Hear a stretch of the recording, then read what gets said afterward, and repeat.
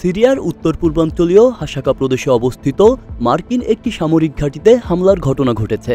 ইরানের রাষ্ট্রীয় বার্তা সংস্থা মেহের নিউজ এক প্রতিবেদনে জানিয়েছে, সিরিয়ায় একটি মার্কিন সামরিক ঘাঁটিতে হামলা চালানো হয়েছে। হামলার লক্ষ্য ছিল সিরিয়ার পশ্চিমাঞ্চলীয় হাসাকা প্রদেশের কাশারুক এলাকায় অবস্থিত একটি মার্কিন সামরিক ঘাঁটি। তবে কোথা থেকে হামলা হয়েছে এ বিষয়ে সংবাদ সংস্থাটি বিস্তারিত কোনো তথ্য জানায়নি।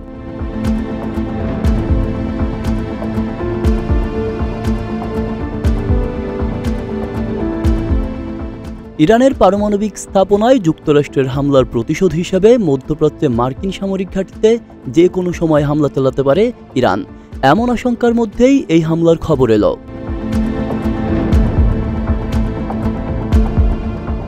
বর্তমানে মধ্যপ্রাচ্যের বেশ কয়েকটি দেশে যুক্তরাষ্ট্রের সামরিক ঘাঁটি রয়েছে।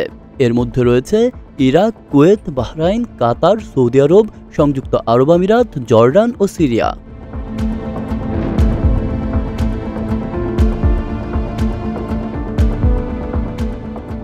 এর আগেও এই অঞ্চলে মার্কিন ঘাঁটিকে কেন্দ্র করে হামলা চালিয়েছে ইরান। 2020 সালে ইরাকে অবস্থিত একটি মার্কিন ঘাঁটিতে ব্যালিস্টিক ক্ষেপণাস্ত্র ছোড়ে তেহরান।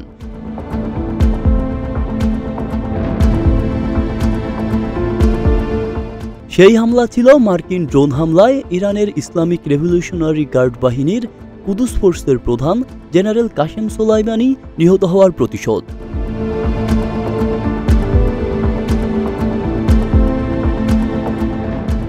আব্দুল্লাহ রাফসান জনি, ঢাকা প্রকাশ।